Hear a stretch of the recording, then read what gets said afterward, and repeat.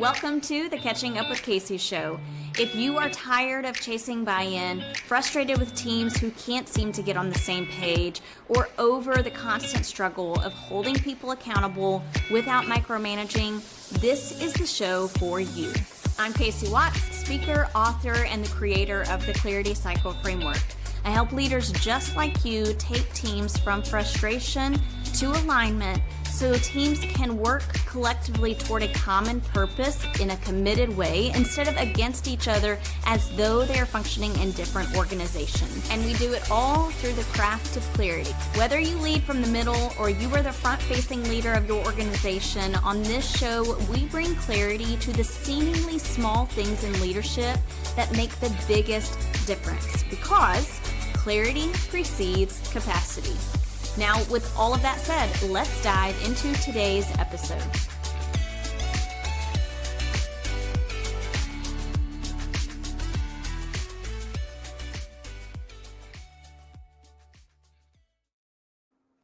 Hey, everybody. Welcome to today's episode. I have with me Dave and Bruce. I'm just going by first names here. We're going to make this super personable to get started, okay?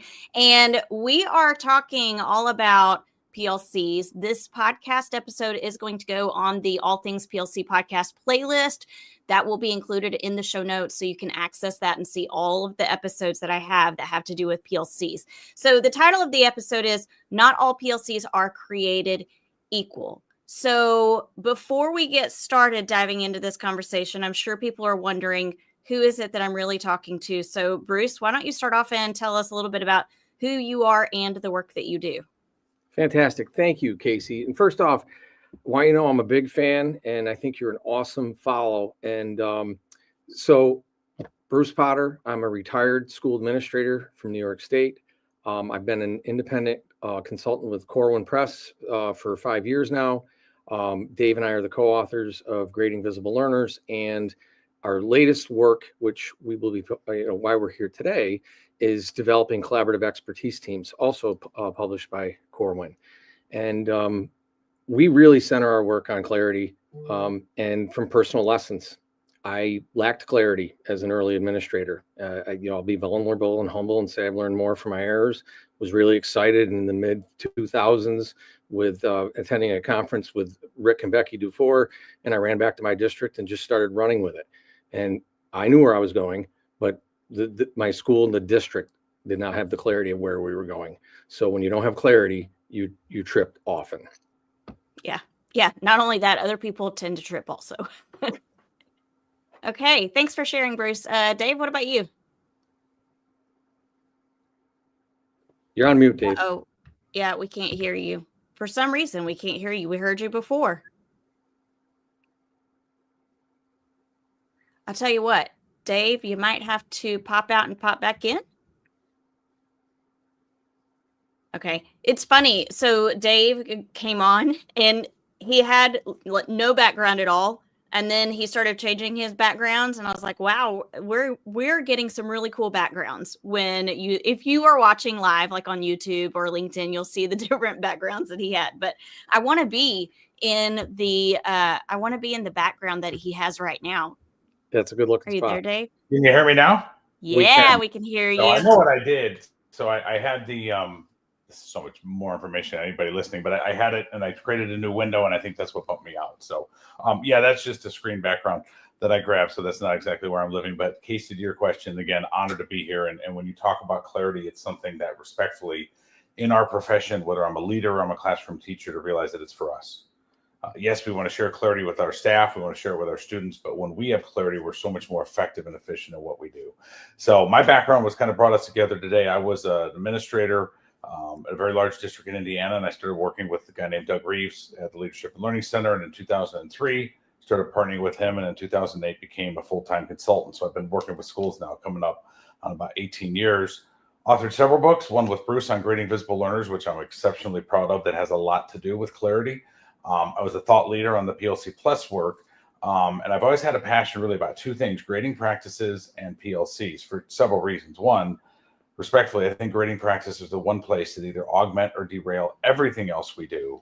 And secondly, if we're going to build a culture of expertise, or in a lot of the schools that I work with, having done visible learning work hand in hand, working with John Hattie and that piece, visible learning is never going to come to life unless there's a collaborative structure. So what Bruce and I have put together here are what are the elements that are clear in the empirical research that are independent of any model.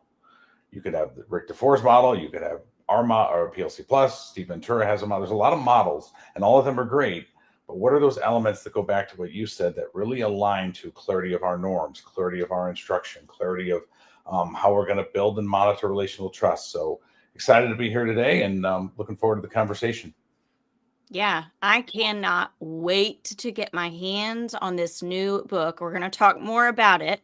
But before we do that, I want people to be able to relate with you guys on a very human level. So what is it that just makes you just authentically, uniquely you as a human?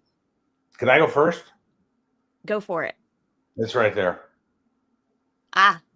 Colts are 4-1, leading the AFC. I'm going to have some fans who are not fans of the Colts, but season ticket holder, which my wife likes getting me out of the house on Sunday, doesn't like the cost. But I was thinking about that when you said what makes me unique. What makes me unique right now is I got a team that's actually in first place, not in last. Nice. All right. So it's football, right? That's how much I know about sports. Right. You know what? For clarity's sake, you're right there. That's baseball, right? So for me, Casey, honestly, I'm humbled to know that I'm not the most important person in my home. I have a beautiful wife, 2 boys I'm incredibly proud of that are college athletes and student athletes. And, I've had some successes throughout my career that I'm incredibly proud of. But when I walk back through the door, I'm humbled. My wife is a kindergarten, first grade special education and inclusion teacher. And every single day I live vicariously through her. Yeah, that's awesome. It's so interesting to know so many people who are in your positions, that so many family members are doing something inside the school. And I think it keeps it really honest and real for us. The conversations are just life-giving. Okay, we're talking about how not all PLCs are created equal. And the show is all about bringing clarity to the seemingly small things that make a big difference. So I want to start off by you guys explaining what we mean by not all PLCs are created equal. Let's bring some clarity to that. Can I start, Dave, with the fact that I want to pick up on a podcast that you had recently, Casey, where you had your quote unquote rant about the meaning of, I think at the time you were referring to fidelity. And what we focus on is we can't have anything if we don't have a shared language of learning that's co-constructed by the people we're working with. So Matt, when we say something, everyone involved needs to know what that means. So that's really at the heart of our work. And I'm gonna hand it off to my buddy to talk about our 3 components. Uh-oh, Dave. We can't hear you again. Wait, what are you doing in the background there? So we now have 2 commonalities. He's played with the background twice, and at both times he's gone mute. So I'm not going to let that hang. So we talk about strategic coherence, belonging through empowerment, and consistency of action. And to give credit where credit's due, coherence, belonging, and consistency came what was learned through the new teacher project of all of the schools. So there's 51,000 registered elementary and middle schools in the United States. 28,000 of them, the students aren't proficient. So when they dug deep into the research, 5% of them had a commonality of how they were what we would call visible learning evidence. They were accelerating student learning about 1.33 years for every year of instruction. And they had 3 things in common: coherence, belonging, consistency. And what we and Dave and I have done is brought that down to the PLC process of the strategic coherence is how are the district goals, the building goals, your PLC goals aligned to what I do as a classroom teacher each and every day. There needs to be that alignment. And it has to be, you are X public school, you are X private school, we do this. whether it's teacher clarity or a specific curriculum. But you work here, you get the check from us, you do this. The belonging through empowerment is all the stuff that teachers are empowered to make the decisions. Administrators don't teach. So there's so much ownership where teachers have say.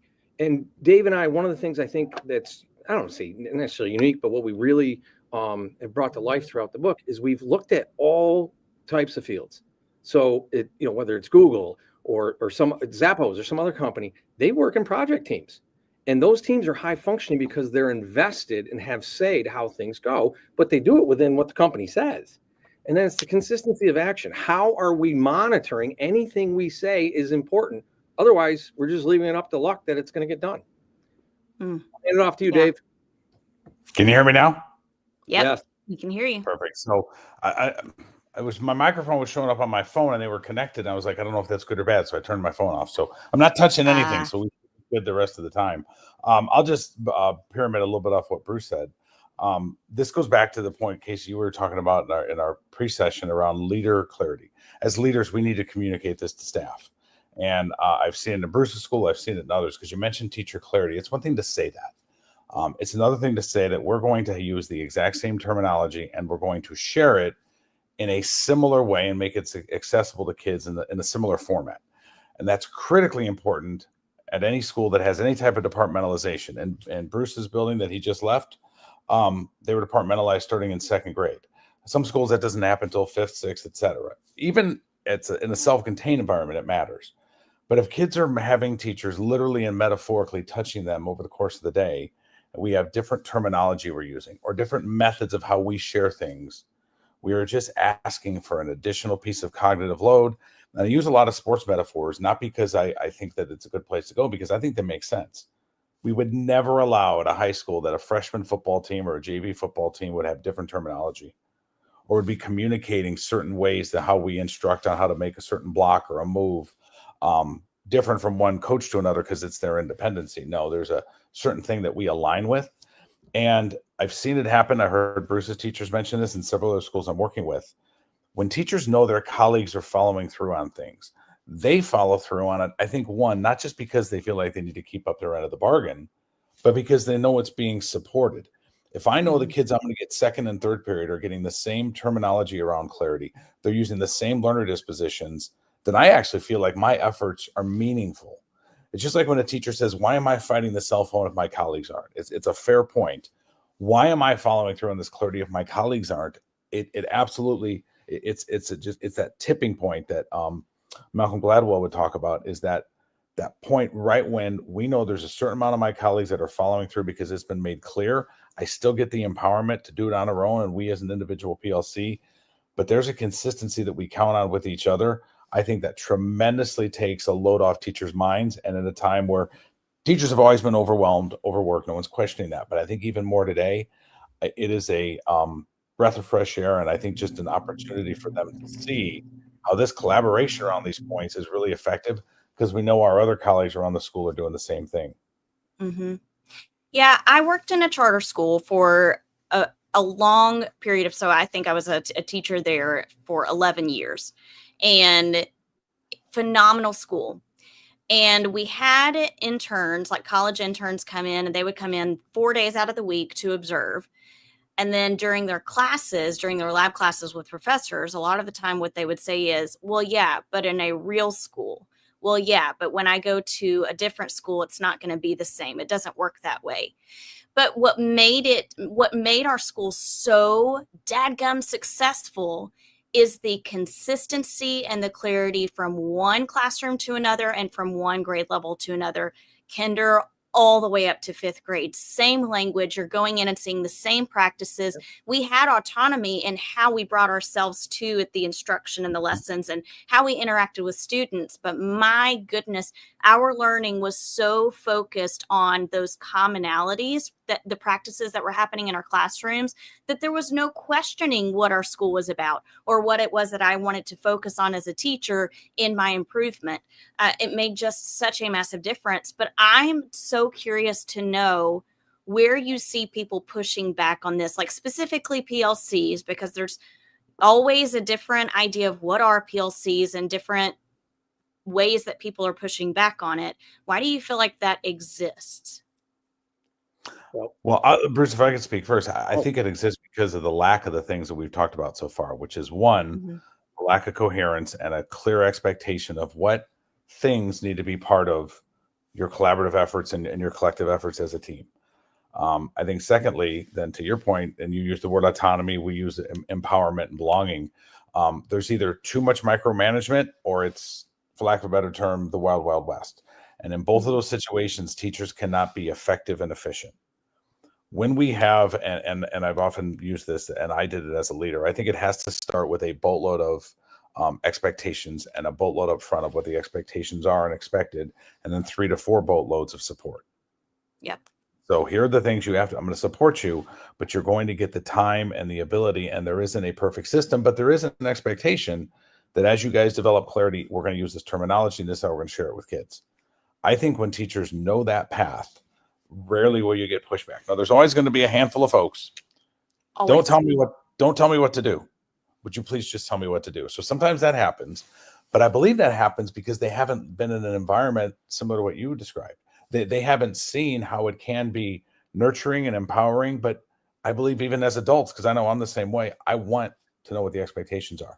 And I actually don't push back on them as long as they're consistent. Bruce? So again, I'm just going to keep leaning on the word clarity. So what we have done, we have a framework model, Casey, and one of the frameworks is relevance to role. Why am I here? Because for some folks, going to a PLC meeting might be like going to the dentist. It's like, because teachers, I haven't heard a teacher anywhere say I have extra time. So, but really the PLC meeting done correctly should be the best meeting of the week. We are learning from our peers about student learning, and we're learning interventions and strategies, and we're moving learning forward. But there's a lack of clarity as to what are we doing here. So one of the things that's coupled with this is not only having a relevance to role as to why am I here, because there needs to be an intention, rationale, and success criteria for every adult meeting too. So it's not just for the classroom, it's for the adults. So we talk about that in our book. We've instituted a lot of these things with schools we work with, including the school I recently retired from. But also, what's the success criteria? Meaning, what does it look like to work collaboratively in an effective and efficient manner? Because we only have X amount of time, or who's doing what. So we found it very effective to co-construct, for lack of a better word, the rules of engagement. So what does professionalism look like here in this building? What does communication look like? What does trust look like? What does feedback look like? Because we're going to need those 4 components for us to really roll up our sleeves and do the work. But it can't be, well, why so-and-so got a face on, or I can't believe they said that to me, or I thought I just needed to show up. I didn't know I had to bring this. So we really talk about those types of things to define what it is to be effective in a PLC, to basically just have every level playing field as to what's expected of us. Mm-hmm. There's an entry point for everyone. And I talk a lot about in my book and when I'm working with people, the mastery experiences that we have to develop over the positive mastery experiences that we have to develop over time to, for lack of a better word, negate the negative mastery experiences that people have developed because of their past experiences and things like that. But so tell me a little bit more about, I want to know, again, the title of the book. We're just going to repeat the title just so it is like really clear in their minds. And when it's available, it's the first thing they're going to purchase. So title of the book first is? Bruce? Developing Collaborative Expertise Teams Through Coherence, Belonging, and Consistency. It's from Corwin Press, and it'll be available anywhere between Valentine's Day and Easter. Okay. And you've mentioned those 3 terms multiple times here.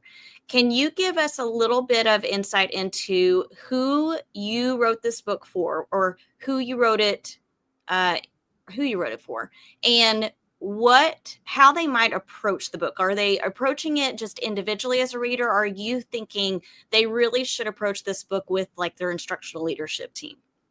Yeah. So I'll go ahead and take a stab at that first, Bruce. Casey, I appreciate the question. I think to your point, it's that second one. It is a leadership book, but I want to stress that is not administrators.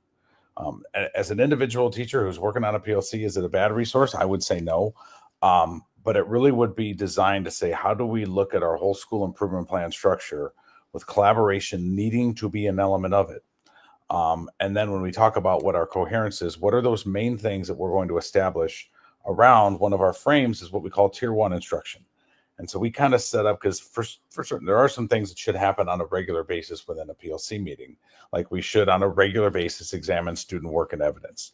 That didn't say we bring student data every meeting, but that should be a part of it. But what has to be a part of every meeting is that the adults are learning.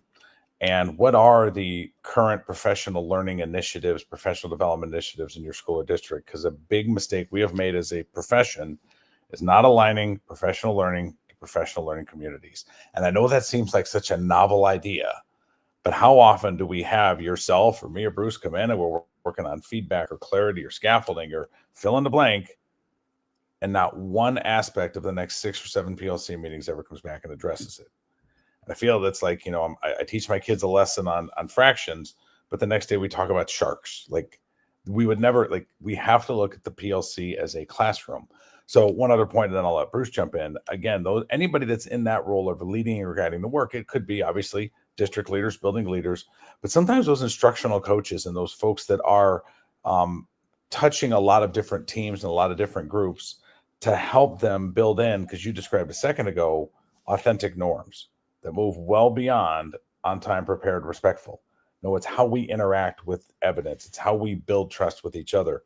But one other point, I didn't want to get off task. Tier 1 professional development are the ones that we don't have to overthink. We don't have to do any analysis to know we should have teacher clarity.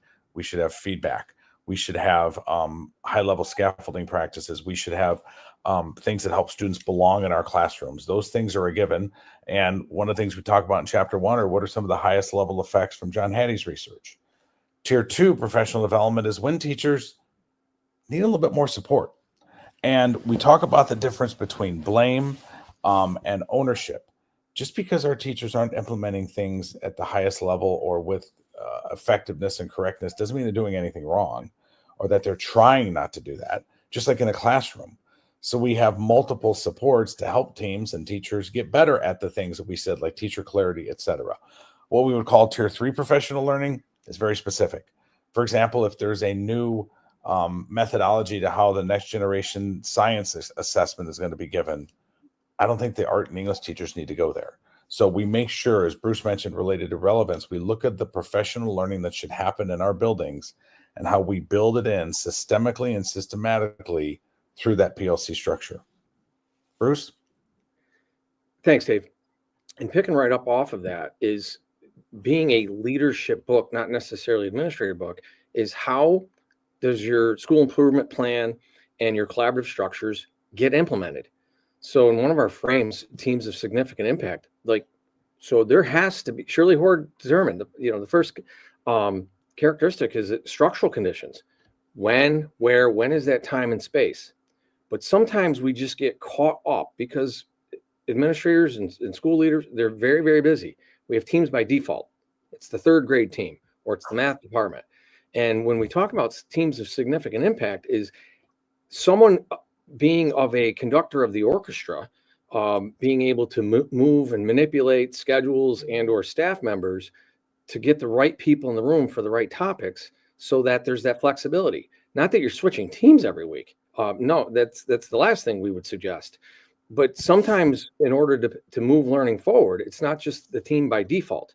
So when is an interventionist going to meet with certain folks, or the school psychologist? But you only have one, so they can't be in everybody's meeting. So organizing those different faculty so that we can construct teams of significant impact is really important. But that would be a leadership function. And then also, which I think lends nicely to one of our other frames, cognitive diversity. When teams are struggling with analyzing the data or being creative in solving a problem, they just keep doing the same thing over and over. That's really not necessarily their fault.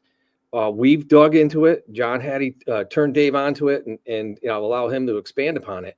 But thinking processes is something is innate to us. You have a team of 4 or 5 teachers analyzing that data, but if they don't have the analytical thinking processes, then they're not going to be effective in doing it. We can get frustrated with them.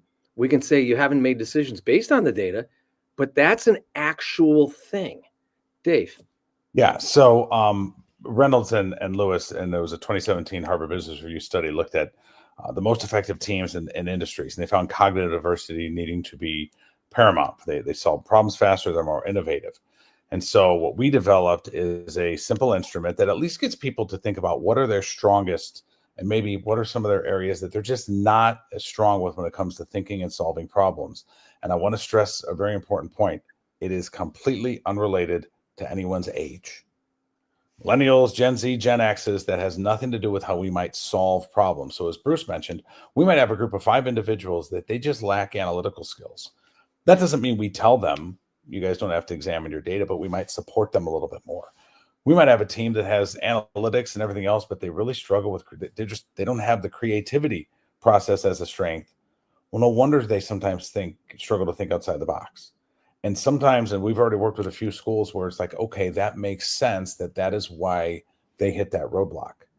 And they're the most well-intended people. They would do anything for kids, but we now know where their strengths are. And it's no different than an assessment with our students to go, okay, I need to support this group of kids just a little bit different with some front-loading scaffolds when we jump into a reader, et cetera, because I know when they have that, they've got a better chance to be successful. So we've designed an instrument that could help teams be aware. I do want to speak just for a moment because Reynolds and Lewis followed up their study. And what they found is that cognitive diversity is absolutely critical, but it doesn't mean anything unless there's relational trust. And relational trust will kill all of it. And a quote from their Harvard Business Review study that we cited in the book is, you can eliminate and diminish relational trust for a long period of time with an ill-timed sigh. The body language that we give to our colleagues, and then we consider that like Maslow's hierarchy of needs, food, shelter, and safety, you got to have it. Those bottom level behaviors that are absolutely, that doesn't mean, Bruce, come on, I'm struggling with that. Tell me more. That doesn't make sense. That's not what we're talking about. We're talking about Bruce shares an idea and I'm rolling my eyes and I go, here we go again. If that is not addressed, it doesn't matter. You could take Hattie research, the best asset, all those things. So we kind of model in 2 chapters back to back about the need to examine cognitive diversity in a very intentional way, but be reminded if we're not monitoring relational trust and psychological safety, which we know matters, and it matters even more teacher to teacher than it even does admin to teacher, we're gonna miss the mark, and all the other things really, they don't matter.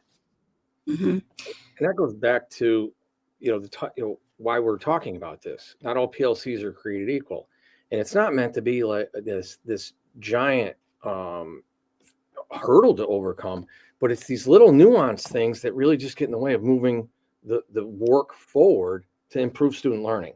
So, but unattended, whether it's relational trust and psychological safety, the tier 1 professional learning, any one of these can really inhibit the types of results we want to get. And then again, if folks feel like you're just wasting my time, I have so many other things to do, and then it's like going to the dentist. Yeah. Go ahead, Dave. Well, I was going to say, I feel like we almost to a certain degree buried the lead in some of our conversations, because the premise of the book is all about how we develop collaborative and collective expertise within a school. And one of the examples we talk about, and John Hattie wrote his paper back in 2016 about the politics of collaborative expertise. As adults, as humans, we seek people out with expertise all the time. We might seek out a plumber. We might seek out a landscaper. We want them to have expertise, but what we pay for is the result. If you have a legal issue or a medical issue, you cannot pay for a result. You pay for the expertise. And that's where we need to move in our profession, that we are taking the expertise that is there in certain pockets, in certain areas, and make sure it doesn't stay in a vacuum and expand upon it, because we're not guaranteeing the result, which is why when we leaned on the New Teacher Project, we saw schools that are making 1.3 years on average growth for all their kids, sustained for 10 years. That wasn't a flash in the pan. And what they were doing was making sure they were harnessing the level of expertise that was in their building. I thought, Casey, about your opening question about PLCs not creating equal. I think we have to face an honest reality, and it's not a critique. Not every teacher is created equally. And we sometimes kind of have this, that we all teach 3rd grade, so we're all proficient to a certain level, or we probably wouldn't be in the buildings we are, but we don't have all the same level of expertise. In an elementary setting, I could have a group of teachers that are phenomenal at supporting kids if they struggle in math, but not if they need to be enriched. And maybe language arts, it's different, but the next grade level, it's actually a mirror opposite. So how we create those intentional opportunities to, number one, identify it, but also scale up the expertise that's in our buildings. And that has to be done to some degree in our collaborative PLC structure. Mm-hmm. And it has to be super intentional. And I would assume that that's what your book is bringing to the table, is a certain level of intentionality behind how people are collaborating. And so often when I'm working with teams, one of the things we talk about, oh, this is a fascinating piece. I'm always fascinated by this. And I'm not surprised by it. But I guess fascinating is the word to lean into, because I'm not shocked when I hear the response. But when I go for campus analysis visits, one of the things that I'm doing is interviewing staff. And I'll interview teachers and say, tell me about how collaboration looks amongst your team. And almost always I'm getting the same responses. It's usually, oh, we collaborate really well. And then I probe further and say, tell me more about what that means. Well, we share all of our resources and we get along really well. But that is faux collaboration, which is to say fake collaboration. That's not true collaboration, especially from what I'm hearing from you guys is, like Dave, you were talking about, we've got to be able to have the deeper, more meaningful conversation. And sometimes that requires us to push back a little bit, or to question things, or to share an opinion that's maybe a little bit outside of what we're hearing from other people. And also, I think as leaders, sometimes we assume that because we're working with adults, because they're adults, they inherently possess the skills to collaborate well, but we don't. No, everything's surface level. It goes back to isolationism, and just things are well enough. We're okay. And I think, that's a horrible spot to be in. Mediocre is the enemy of excellent. And, but without the conditions for that to happen, none of it's going to happen. So Dave was talking about scaling expertise. And I think that directly ties to our tier 1 and tier 2 professional learning, but also directly impacted if there's no psychological safety and relational trust. Like, why are they in my room doing a walkthrough? Why would that, so all of these things have to be in place. But we have to have the clarity of what high quality looks like. So what does high quality teacher clarity look like? Whether you're a what, why, how school, or a learning target and success criteria, whatever it may be, what's high quality look like? And then we have to, using student voice as evidence of this happening and being implemented with fidelity and effectively. It's not just, well, I had all of mine up. Well, what is the colleague next door doing whose students can articulate at a conversational level what they're learning, why it's important today, and how they'll know they're successful in their next step? And only 20% of your kids can. So that's consistency of action. So how are we following up to, because it's not just, oh, everybody's getting teacher clarity training at the beginning of the year and great, we did it. So how do we know it's actually being done effectively? Because all of Hattie's influences are wonderful if they're implemented effectively. Mm-hmm. Otherwise, it's just busy work. Yeah. Yeah.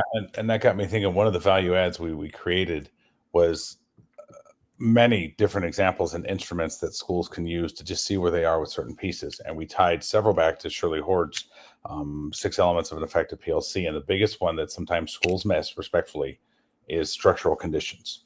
So how much time you actually have. And I've been using the metaphor, Bruce knows it, but we moved a couple of years ago to get closer to the high school, and we have a similar square footage, but we just have an older home that has it's got less open spaces. And so we will look at something and go, we can't do that here. You can't have that in this room. It just doesn't fit. That just is what it is.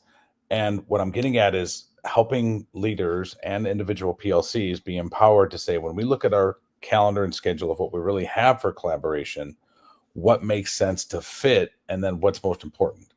There are some schools we work that have collaboration every day and they're not effective. So more time in and of itself doesn't lead to that, but making sure that what we have in place or what we want to accomplish fits into the structure we have and fits into the structure where people are. Like a lot of the schools, if we have early release, late starter, there's just non-student time that opens things up, because Casey could be on a different team and say, for the first 20 minutes, we wouldn't need you, but gosh, if you could be in there in the middle part of that meeting, if we're meeting during the school day, that just changes things, which is not a problem. But then we react, and we respond, and we don't react. So we build a plan that is conducive and aligned to the structural conditions that we have.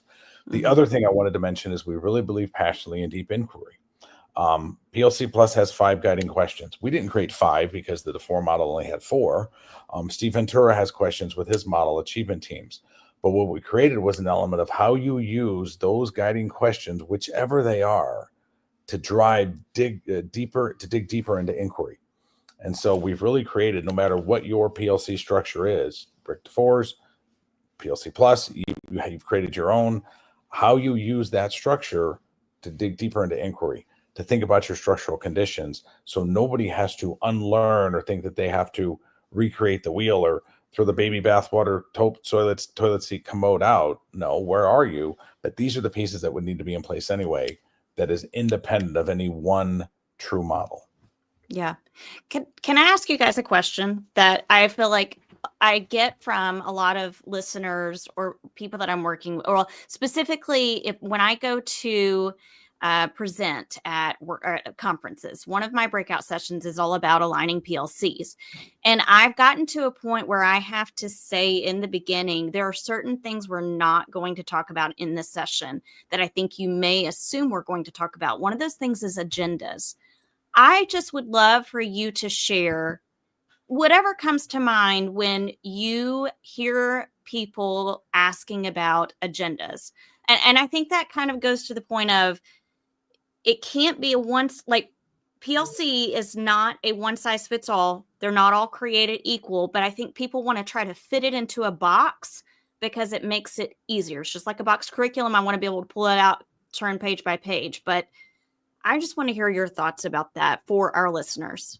Yeah. So Bruce, I'm going to take a quick stab and then you can jump in. The first one is prioritizing what's most important. So for example, I was just in the school last week. Teacher clarity is a big piece. And what I challenge the leaders on is to say, okay, your teams have X number of meetings between now and Thanksgiving. I would highly recommend that they submit their agendas, and at least 35% of their time is devoted to teacher clarity. That could involve creating them, examining them, critiquing them against an assignment, trying to create them for surface deep and transfer, or setting a timer for 15 minutes and the conversations around how's clarity working.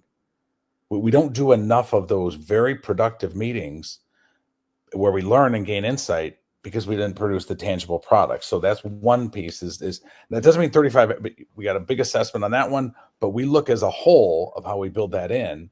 And then the other thing that I've done, because we've all been in meetings where the agenda either isn't created or we haven't revisited it, but at the start of that meeting, we look at our agenda topics and we actually devote, this is a novel idea.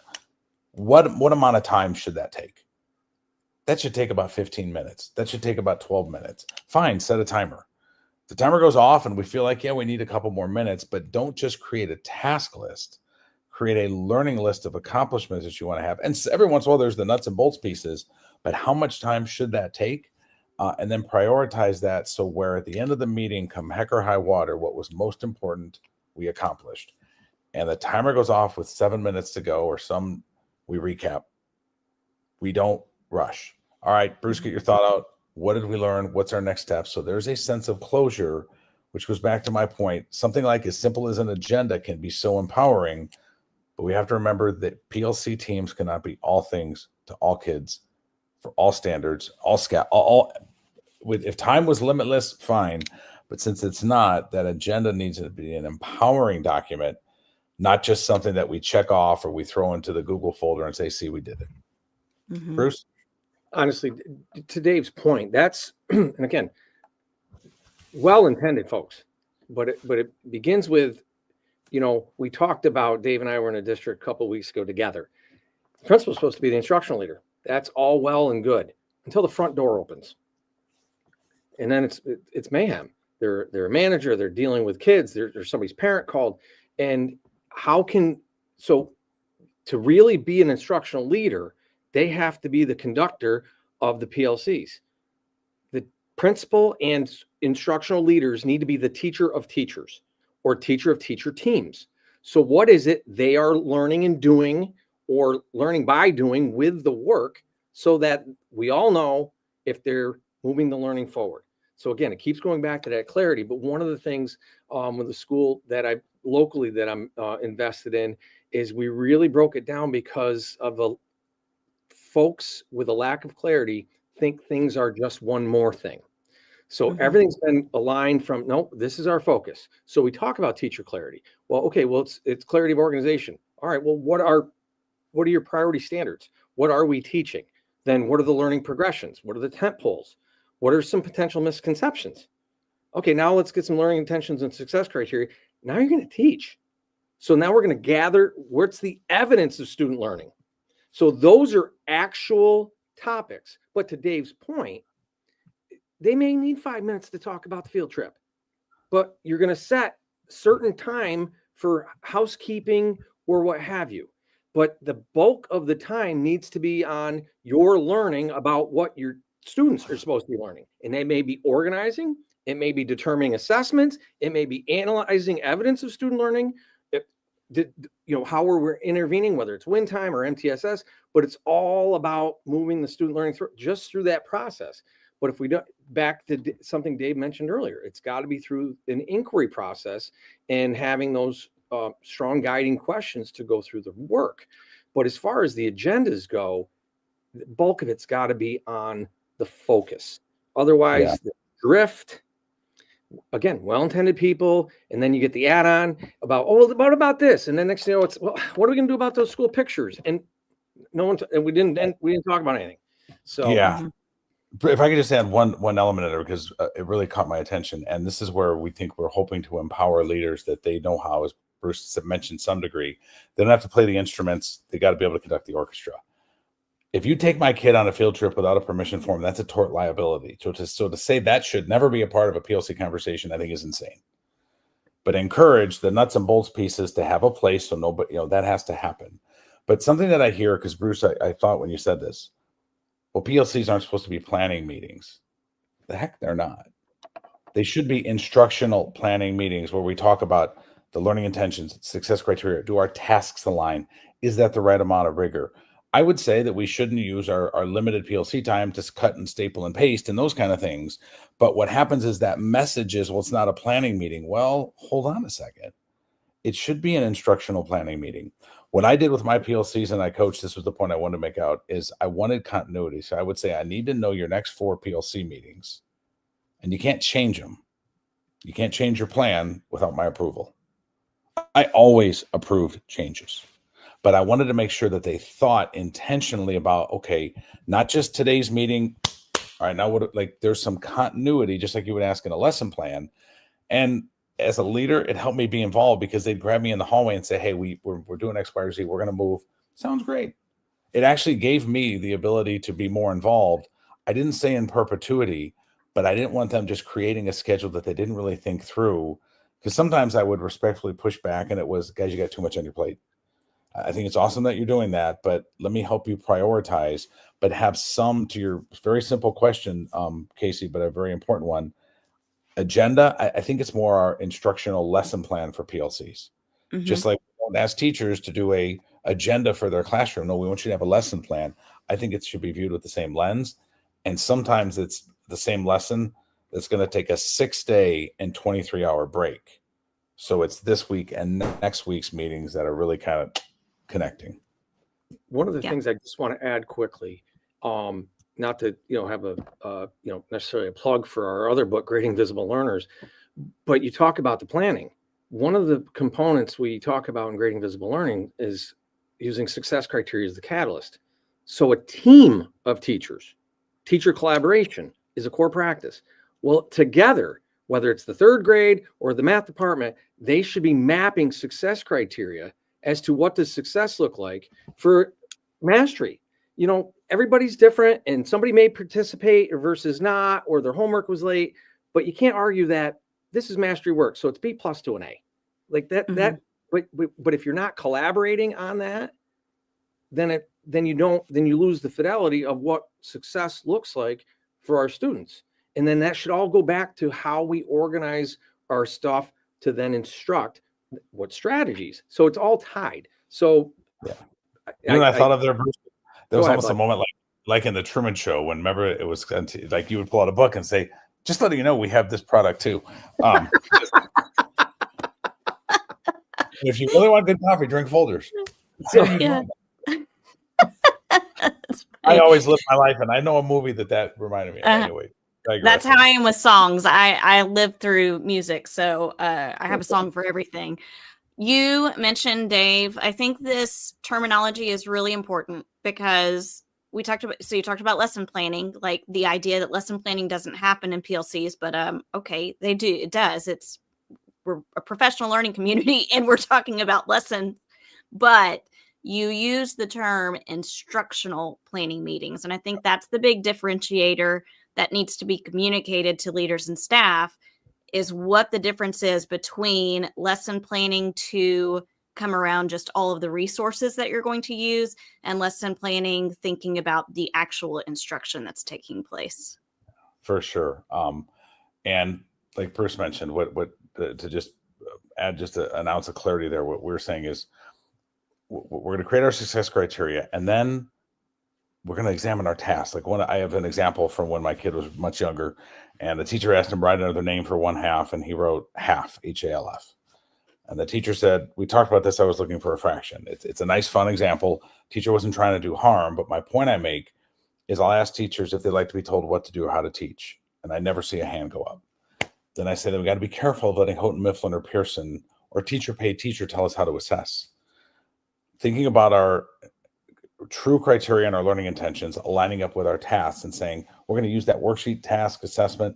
We're going to tweak that, or we're going to take those elements off. We're going to tweak that rubric because it doesn't fit our needs. That's instructional planning. And then when Bruce mentioned success criteria mapping, I use the metaphor. If I ran into you coming out of the store on a Saturday, and listen, as a teacher, it's your free time, but I quickly ask, hey, what does my kid got to do in your next unit to get an A or a B plus?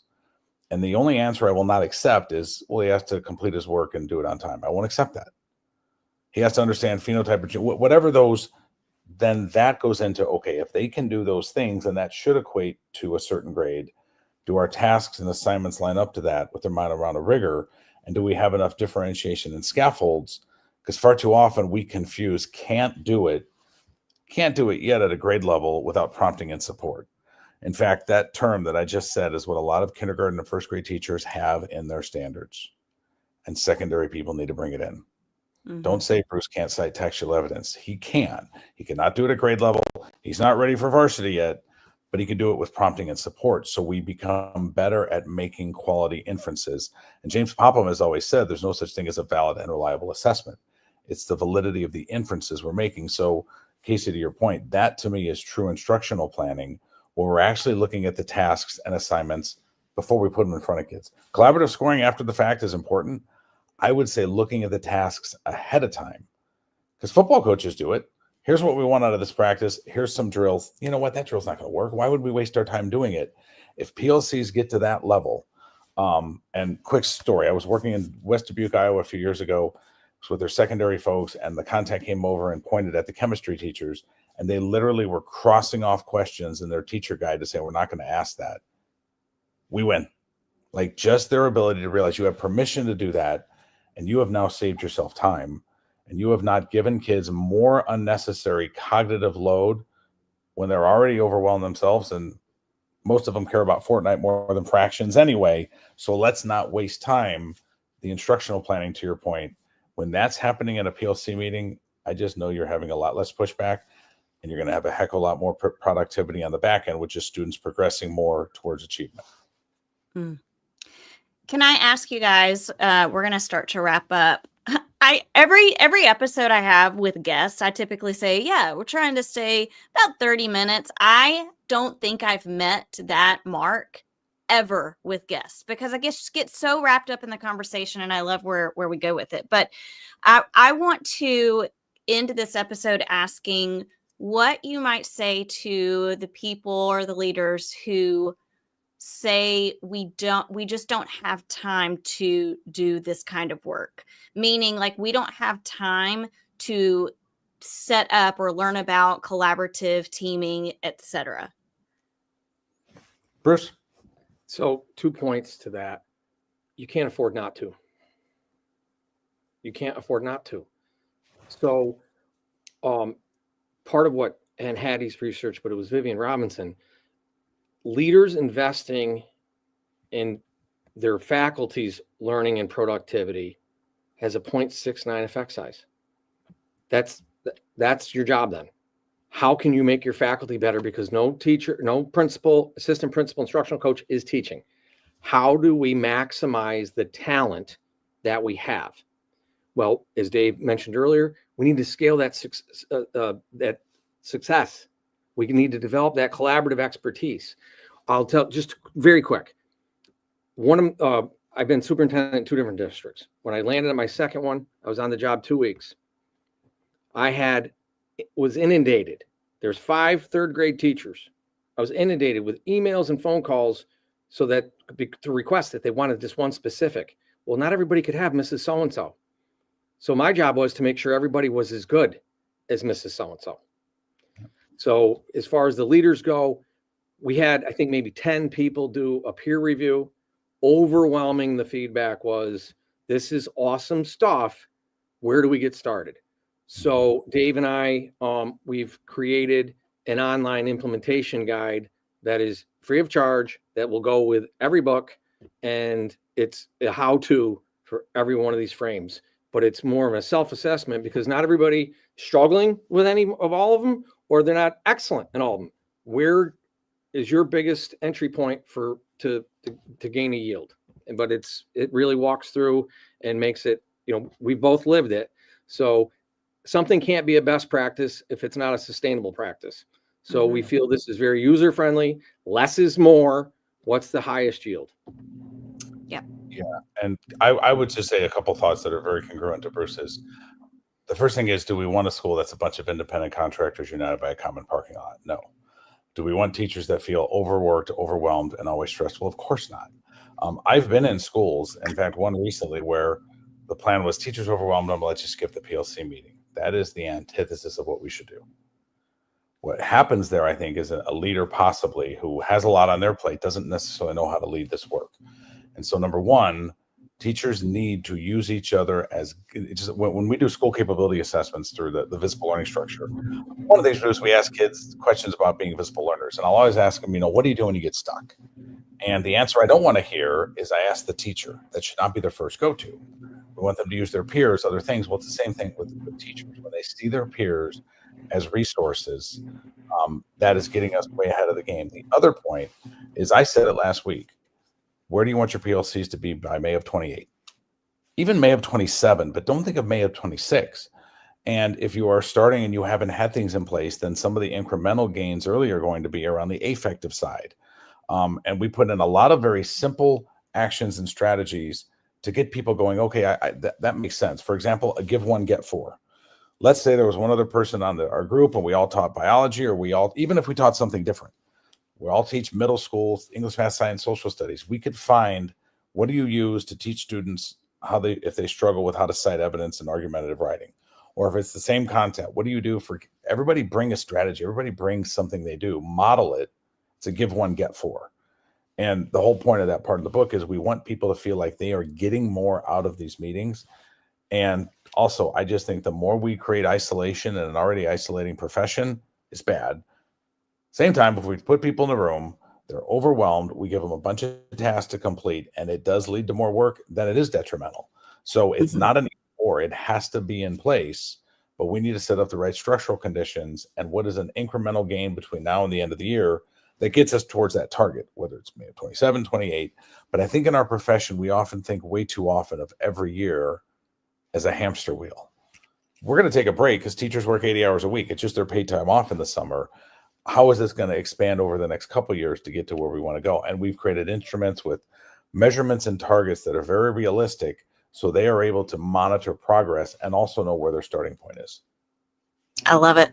Okay, so the title of the book again is Developing Expertise Teams, Transforming Schools Through Coherence, Belonging, and Consistency, through Corwin Press.